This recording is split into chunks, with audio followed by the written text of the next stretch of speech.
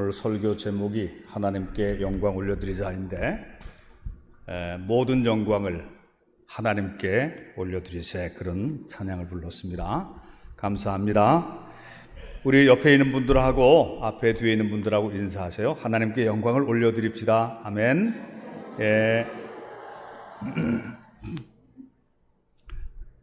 외국에서나 또 먼 곳에서 영상으로 예배드리는 우리 성도들, 그분들에게도 하나님의 은혜가 충만하게 임하시기를 축복합니다. 아멘. 오늘은 구약에서는 다니엘서 4장의 말씀을, 신약에서는 사도행전 12장의 말씀을 받들어서 읽었습니다. 먼저 다니엘서 4장 28절 이하에서는 신흥 바벨론 제국을 세운 느부갓네살 왕에 관한 특이한 이야기가 기록되어 있습니다. 이 느부갓네살 왕은 고대 근동 지역 전체를 정복해서 대제국을 세운 대단한 정복자고 위대한 업적을 이룬 왕이었어요. 그는 유프라테스강과 티그리스강 주위의 모든 민족들을 다 정복했고 수리아와 이스라엘 그리고 에집트까지 정복을 했습니다. 이때에 남한국 유다도 멸망을 당해서 수많은 포로들이 예루살렘에서 바벨론으로 끌려갔습니다. 이게 BC 587년 어간에 있었던 이야기고, 이 느부갓네살 왕은 유다 출신의 포로들 중에서 청년 다니엘과 그의 세 친구들을 중용했다. 그래서 특별히 신령한 지혜를 가지고 있는 이 다니엘을 중용해서 그에게로부터는 많은 조언을 그리고 충고를 받아서 바벨론 큰 나라의 그 정책에 잘 반영을 시키곤 했던 사람입니다. 그런데 이제 이 사람이 교만했다가 이 다니엘을 통해서 말씀을 듣고 많이 교정이 되는 그런 이야기들이 나와 있어요.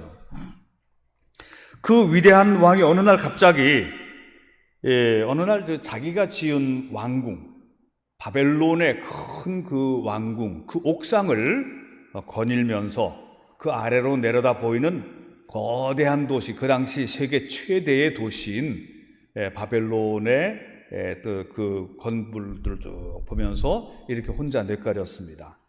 이 큰 바벨론은 내가 능력과 권세로 건설해서 나의 도성으로 삼고 이곳으로 내 위엄의 영광을 나타낸 것이 아니냐. 이 혼자 이제 막 뻐기면서 내가 굉장한 일을 이루었구나. 느부갓네살 왕이 이렇게 교만한 말을 내뱉고 있을 때에 하늘의 하나님께서 그에게 말씀하셨어요. 느부갓네살아, 내 왕위가 내게서 떠난느니라. 이게 하나님의 음성이 들린 바로 그때부터 느부갓네살 왕의 정신이 나가서 돈 사람이 됐어요. 그 왕이 살짝 돌았어요. 그래서 그는 왕궁을 나와서 들판으로 돌아다녔어요.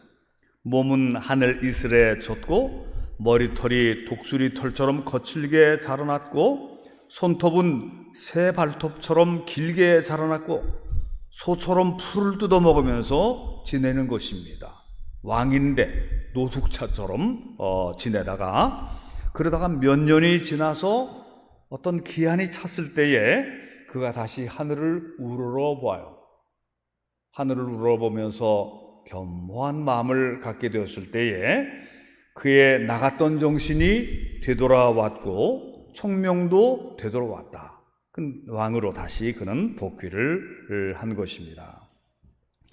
이 느부갓네살은 거대한 제국을 이룬 왕이었지만 교만한 생각으로 건방진 말을 뇌까리다가 하나님께서 그의 혼을 빼앗으셨으므로 몇 년 동안 정신 나간 미친 사람처럼 살다가 겸손해져서 돌아왔다는 그런 기록입니다. 그리고 이제 오늘 나중에 읽은 신약 성경 사도행전 12장 20절 이하의 내용은 초대교회 시절에 예루살렘 교회가 막 부흥해 가던 시기에 첫 번째 박해가 닥쳐오던 그 시기의 이야기입니다. 이게 전부 역사 이야기입니다. 당시 유대 지역의 왕이었던 헤롯, 이 헤롯은 예수님 탄생 시기에 동방박사를 맞이했던 그 헤롯 대왕이 아니고 그의 손자 헤롯 아그리파 1세라고 하는 그런 왕입니다.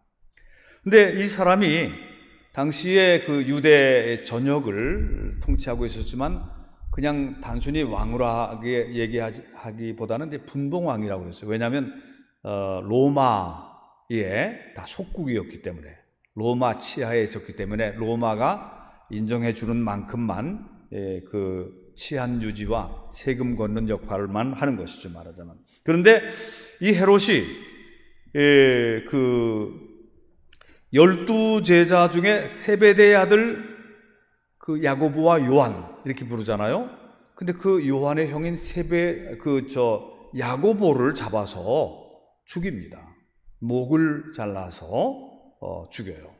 종교적인 문제로 이제 박해가 시작이 되는 것입니다. 그런데 그 야고보 사도를 죽이고 난 다음에 유대인들한테 인기가 높아지는 거를 이렇게 보고서 그 다음엔 베드로를 잡아들인 거예요. 베드로를 감옥에 가둬놓고 아주 깊은 감옥에 가둬놓고 3명씩 3조를 짜서 베드로가 타러 가지 못하게 만들어 놓고 내일이면 이제 베드로가 사형당하는, 야고보처럼 또 죽게 되는 그런 상황에서 초대교회의 예루살렘 교회 교인들이 철야하면서 어느 곳에 모여서 간절히 기도하고 있었어요. 우리 사도, 교회 지도자, 우리 영적인 지도자 베드로를 살려주십시오. 하나님 간절히 원하오니 살려주십시오. 간절히 기도하는데 그때 신기한 일이 일어난 거예요. 하나님의 천사가 그 감옥 속에 내일 죽을 텐데 감옥에서 편안한 마음으로 깊이 잠에 빠져있는 베드로를 깨우는데 안 깨워지니까 옆구리를 차서 깨웠다, 이렇게 기록이 되어 있어요. 그래서 천사의 인도를 따라서 그 깊은 감옥에서 그 간수들 지키는 그 사람들 다 따돌리고 창고도 다 열리고 해서 철장 밖으로 나와서 정신 차리고 보니까 시내 길에 서 있었더라, 그런 얘기죠. 베드로도 깜짝 놀라서 참 신기하다. 그리고서 기도하는 곳으로 찾아가서 하나님의 은혜를 전하고 위로하고 격려한 다음에 베드로가 이제 다른 곳으로 이제 갔다. 그런 내용이 바로 우리가 읽어본 12장 20절 그 위의 내용에 나오고 있는 것입니다. 그러니까 이때 헤롯 왕이 베드로를 죽이지는 못했지만 아주 기세가 등등했어요.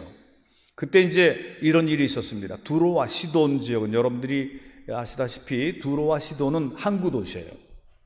지중해를 항해해서 아주 굉장히 부유한 항구 도시, 그리고 도시국가 두로와 시돈.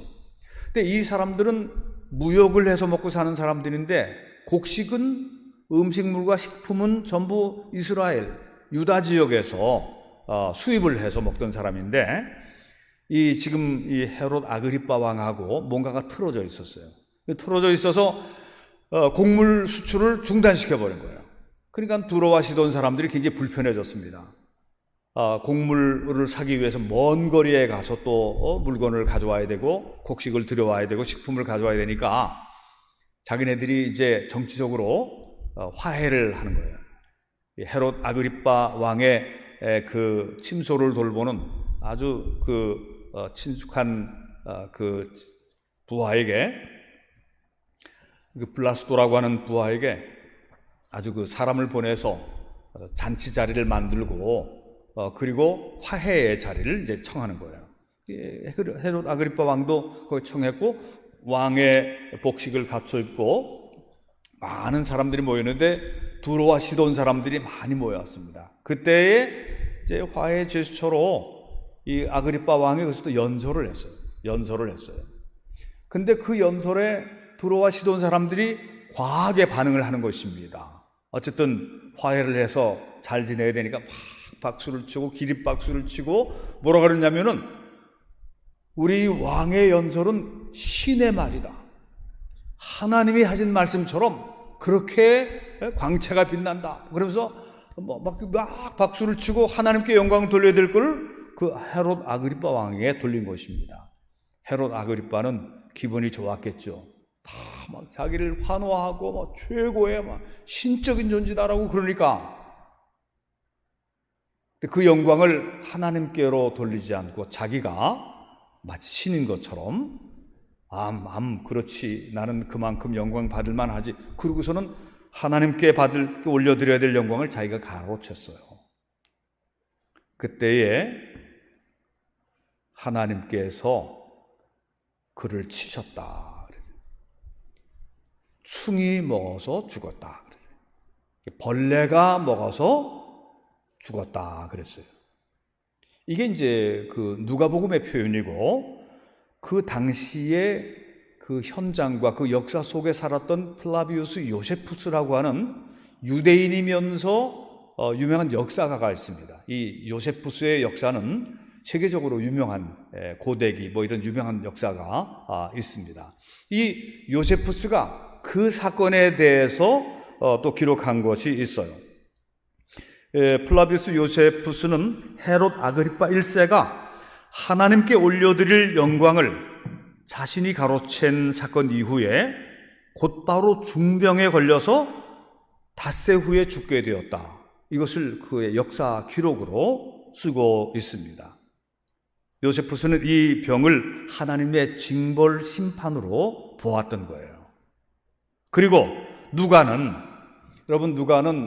그 바울을 수행했던 사람이거든요. 바울의 전도 여행을 수행했던 사람인데, 근데 기록도 했습니다. 계속 기록했어요. 그래서 사도행전이 누가가 기록한 것이고, 그리고 누가복음은 이 누가가 바울에게서 듣고 배운 이런 모든 것들을 잘 정리해서 복음서를 쓴 것이 누가복음입니다. 근데 이 누가가 직업이 의사였잖아요.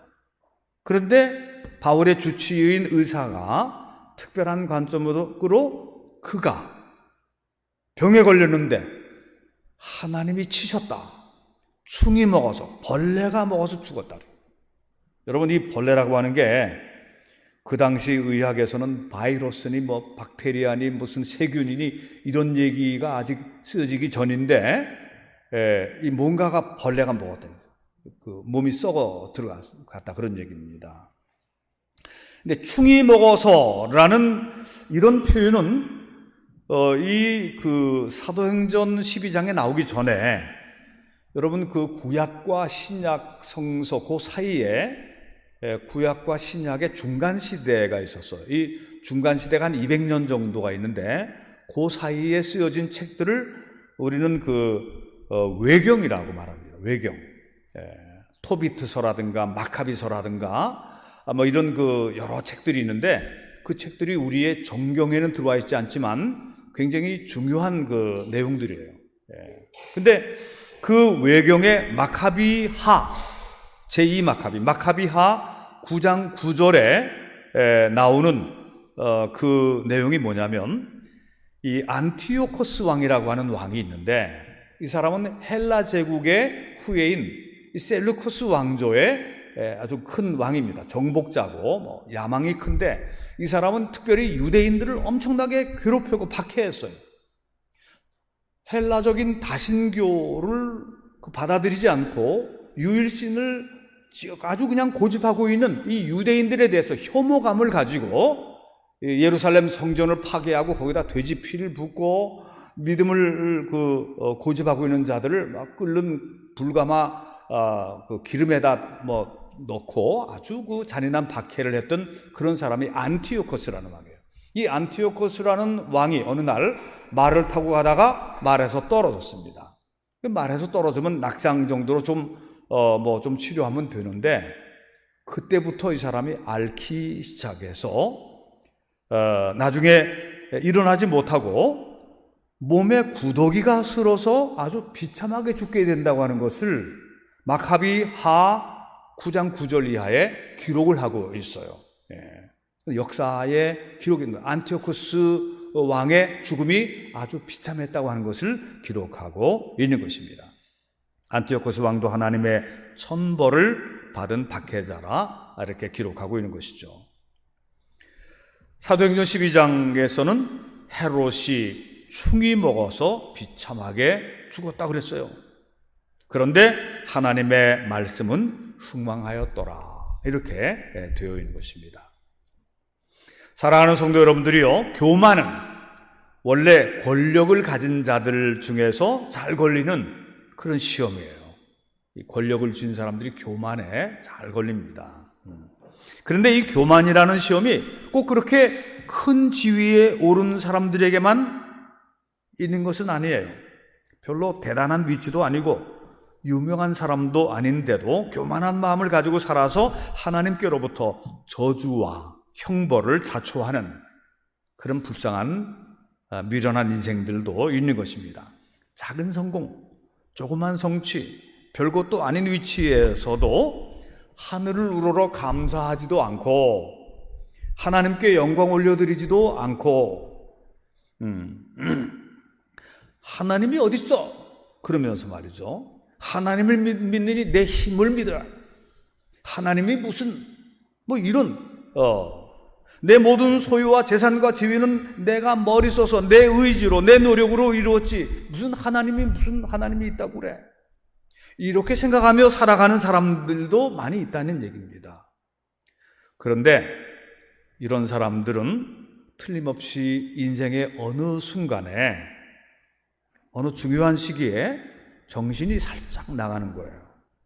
제정신이 아닌 사람이 되는 겁니다. 이게 하나님의 형벌입니다. 정신이 살짝 도는 거예요. 아주 돈 사람도 있지만 살짝 도는 거예요. 그래서 그때부터 이제 헷갈리게 되는 거예요. 잘못 판단하고 잘못 선택하게 되고 잘못된 길을 가게 되고 인생의 귀한 시간과 기회들을 이상하게도 다 허비해버리고 놓치고 방황하다가 오랜 세월이 지난 후에 가진 것을 다 잃고 나서 겸손해질 기회를 찾게 되는 그런 경우도 있어요. 그래도 그 정도면 이제 다행인데 겸손해질 기회를 얻지도 못하고 죽는 비참한 사람들도 많은 것이죠. 그래서 잠언에서 교만은 패망의 선봉이다 그랬어요. 교만은 패망의 선봉이다. 영적인 교만은 그 인생을 어둡고 비참하게 만들어 버리고 마는 겁니다. 그러므로 가장 중요한 것은 매사에 하나님을 인정하고 하나님께 감사하고 하나님께 영광을 올려드리는 것이 참으로 중요한 일인 것입니다. 여러분 구약성경 잠언 3장 5절 이하를 찾아보시기 바랍니다. 구약성경 913쪽입니다. 구약 913쪽 잠언 3장 5절부터 10절까지 한 절 교독하여서 읽겠습니다. 제가 3장 5절을 읽겠습니다. 잠언 3장 5절 너는 마음을 다하여 여호와를 신뢰하고 내 명철을 의지하지 말라. 6절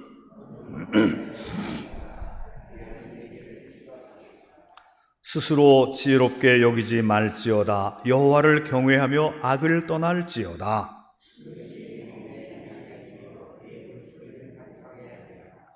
내 재물과 내 소산물의 처음 익은 열매로 여호와를 공경하라.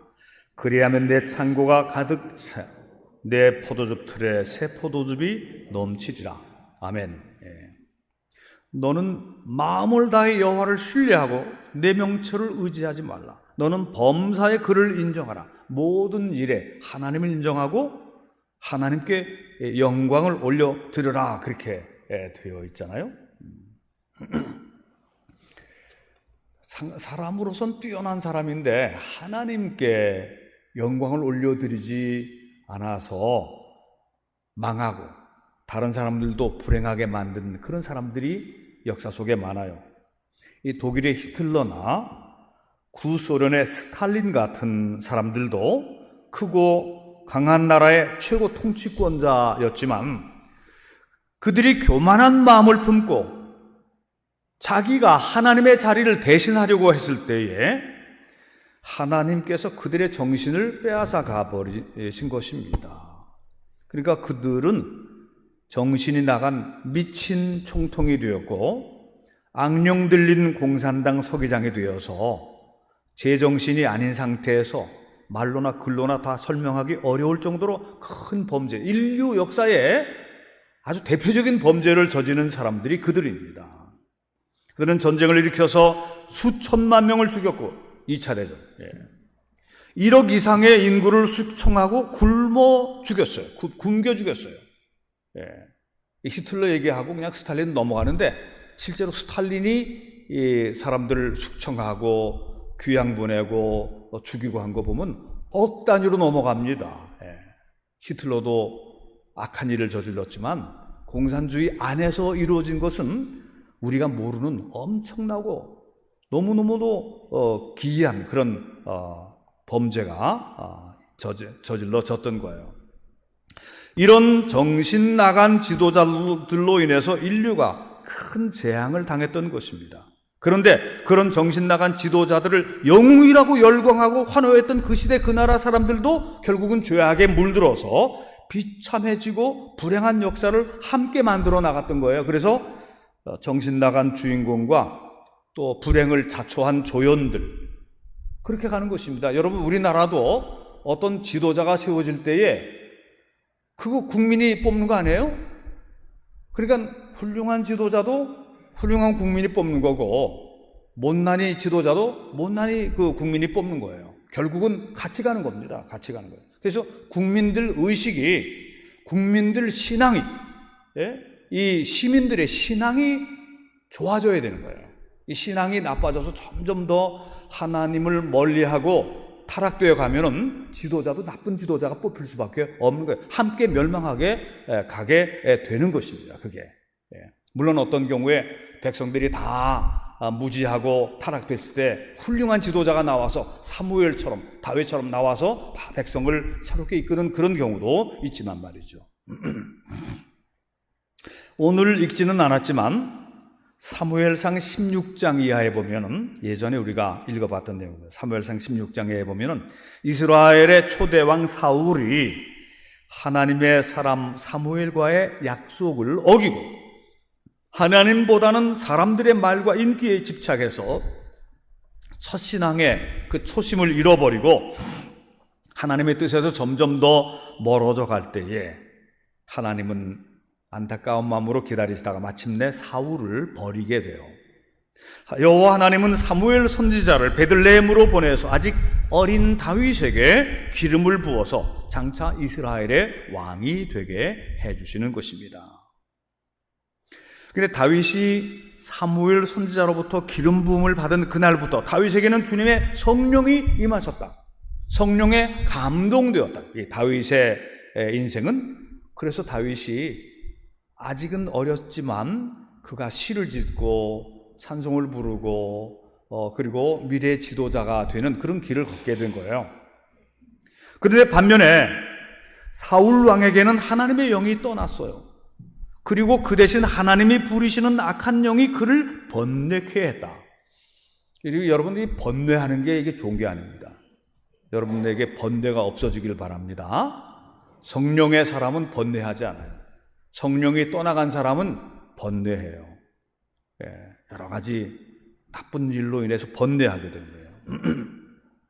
사울의 정신이 들어갔다 나왔다예요. 정신이 들었다, 정신이 나갔다, 이런 일들이 반복이 됩니다. 사무엘 상을 읽어보면 그런 내용들을 자세히 볼 수가 있어요. 어떤 때는 사울은 정상적인 사람입니다. 그래서 자신이 잘못된 행위를 한 것을 알고 내가 잘못했다, 내가 앞으로는 그러지 않으마, 다윗을 칭찬하고 다윗을 축복하고 막 그럽니다. 그러다가 또 다시 어떤 날 시기심이 탁 북받치고 불안한 기운이 그를 감싸면 악령이 충동질해서 착하고 충성된 다윗을 죽이려고 다윗을 향해서 창을 던져요. 다윗은 탁 피해서 목숨을 건지지만 사울은 자기 둘째 딸 미갈과 결혼한 자기 사위이기도 한 다윗 장군을 살해하려고 밤에 집으로 자객을 보내기도 해요. 그런 걸 미리 알고 다윗이 탈출하죠. 다윗이 들판으로 피신하고 광야 동굴로 피신했을 때 사울은 다윗과 그의 가족들을 몰살시키려고 이스라엘 군대를 동원해서 토벌 작전을 펼치기도 하는 등 사울 왕은 그렇게 살면서 악한 일에 세월을 허송하고 자기 인생도 허무하게 지나가고 말았습니다. 하나님이 영이 떠나가고 악한 영에 의해서 조종되었던 사울 왕의 인생은 왕으로서의 명예도 다 떨어지고 블레셋과의 전쟁에서 패하면서 비참하게 종말을 맞이하게 되고 말아요. 사랑하는 성도 여러분들이요, 8월 마지막 주일에 우리 자신들을 한번 돌아보십시오. 여러분은 지금 하나님께 감사하며 살아가고 계십니까? 하나님께 영광을 올려드리는 삶을 살고 있습니까? 사도 바울은 이 고린도전서 15장에서 나의 나된 것은 다 하나님의 은혜라 이렇게 고백하고 있어요. 한번 찾아보십시다. 고린도전서 15장 9절부터 10절까지 신약성경 282쪽 고린도전서 15장 9절부터 10절은 함께 합독을 하겠습니다. 고린도전서 15장 9절부터 시작. 나는 사도 중에 가장 작은 자라. 나는 하나님의 교회를 박해하였으므로 사도라 칭함받기를 감당하지 못할 자니라. 그러나 내가 나 된 것은 하나님의 은혜로 된 것이니 내게 주신 그의 은혜가 헛되지 아니하여 내가 모든 사도보다 더 많이 수고하였으나 내가 한 것이 아니요 오직 나와 함께 하신 하나님의 은혜로다. 아멘. 내가 나 된 것은 하나님의 은혜로 된 것이니 여러분도 항상 이렇게 생각하시기를 바랍니다. 하나님의 은혜라. 모든 것이 은혜. 하나님이 주신 은혜로 내가 여기까지 살아왔도다. 이렇게 생각해야 할 것입니다. 하나님을 믿지도 않고 예배도 드리지 않는 이방인들과 불신자들은 인생의 목표를 어디다 둘까요? 예수님이 그렇게 말씀하셨어요. 무엇을 먹을까 마실까 입을까 추구하는 사람들은 다 이방인들이다 그랬어요. 불신자들, 이방인들, 우상숭배하는 자들, 그들은 어떻게 하면 더 잘 먹을까, 더 편안할까, 더 재미있고 행복한 인생을 살까를 연구하고 추구하는 사람들입니다. 하지만 우리 믿음의 사람들은, 여러분들이 믿음의 사람들이죠. 믿음의 사람들은 어떻게 하면 나를 창조하신 하나님의 뜻에 따라서 살아갈 것인가? 어떻게 하면 내 인생의 주인이시고 내 생명의 주인이신 창조주 하나님을 기쁘시게 해드리는 삶을 살까? 어떻게 하면 내가 하나님께 영광을 올려드리는 인생으로 충만하게 살아갈까? 이런 데 생각이 초점이 맞춰 있는 것입니다. 오늘 이 자리에 예배드리러 오신 여러분, 우리 함께 예배드리고 있는 여러분들은 하나님을 잘 믿음으로 건강하고 또 바른 정신을 가지고 살아가고 있는 것입니다. 믿으시면 아멘. 여러분 중에 정신이 살짝 나간 사람은 아마도 없을 줄로 믿습니다. 아멘. 살짝 나간 사람은 여기 오지 않아요.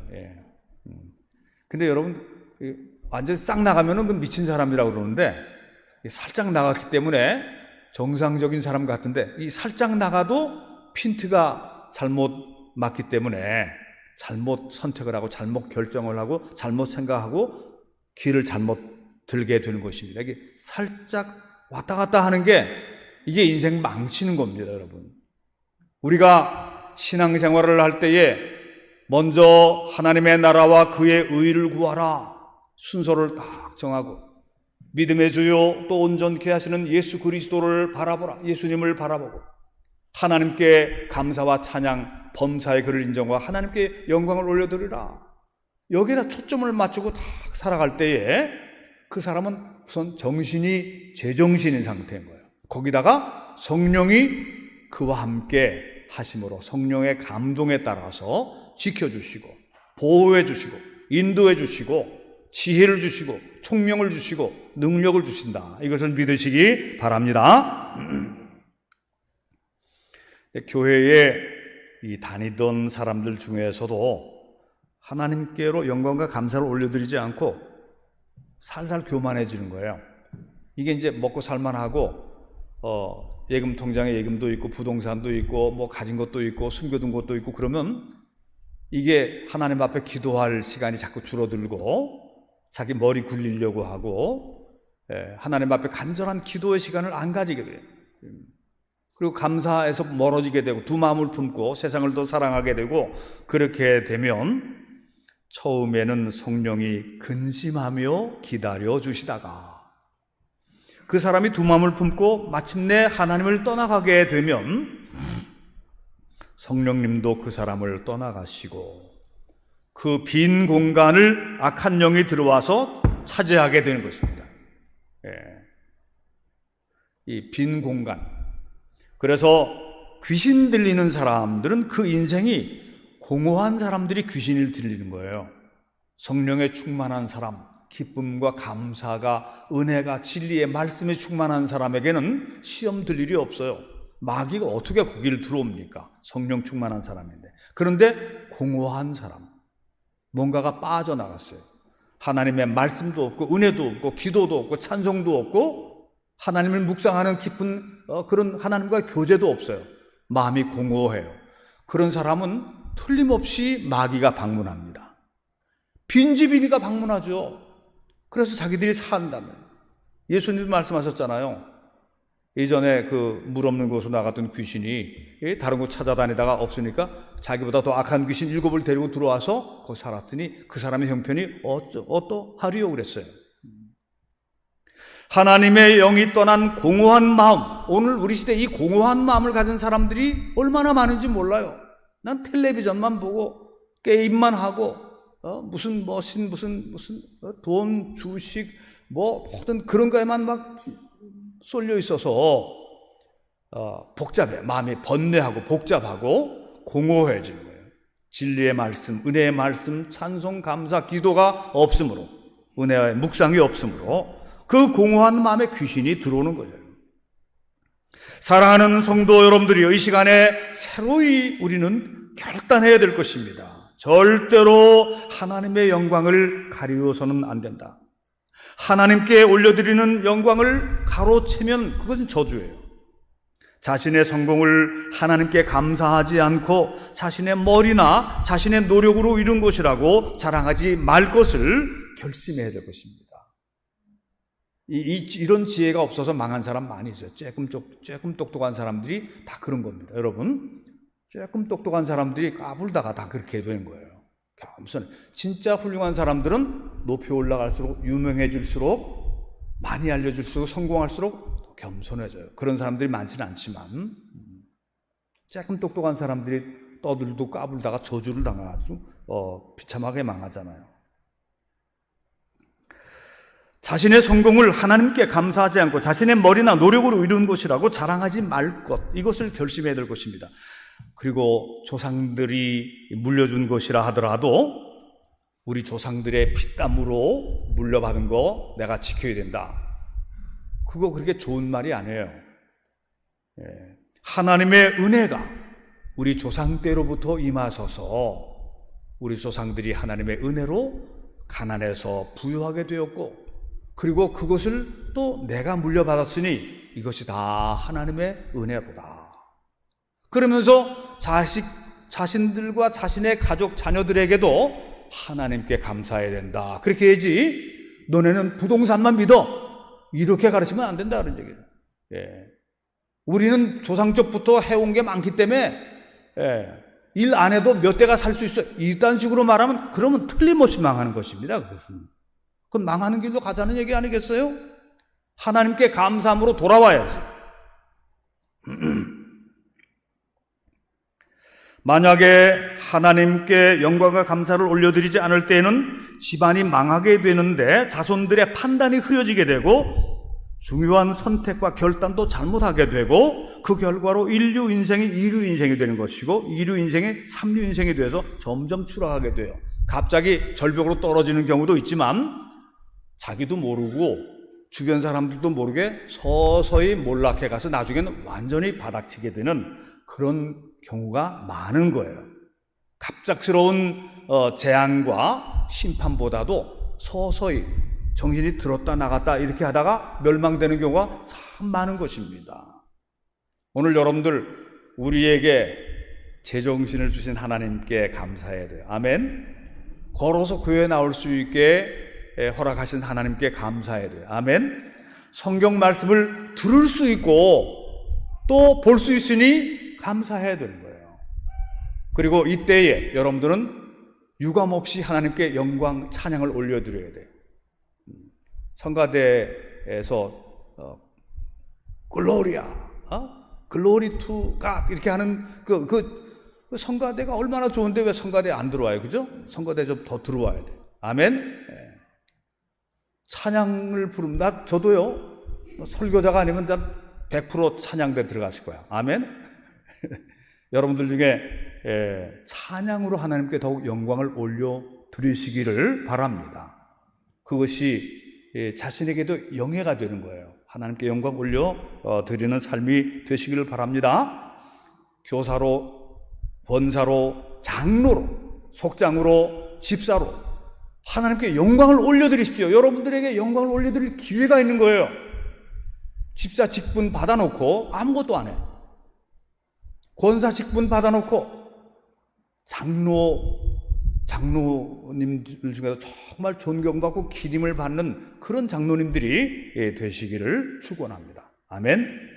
교사들도 지금 우리 아이들이 많이 없어졌지만 다시 회복시키고 한 교사를 통해서 다시 큰 부흥이 일어나는 거예요.